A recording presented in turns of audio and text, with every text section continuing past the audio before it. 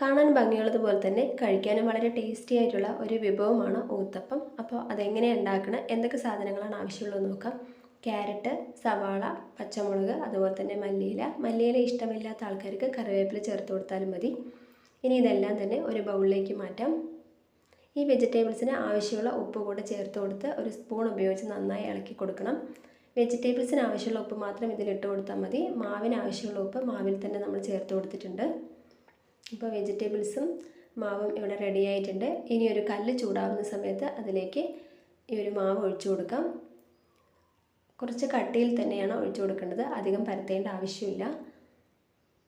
ഇനി ഇതിന് മുകളിലേക്ക് ഈ വെജിറ്റബിൾസ് എല്ലാം തന്നെ ഇട്ട് കൊടുക്കുക. വെജിറ്റബിൾസ് എല്ലാം ഇട്ട് കൊടുത്തതിന് ശേഷം ദോശ ചട്ടകം വെച്ച് ഒന്ന് പ്രസ് ചെയ്ത് കൊടുക്കണം.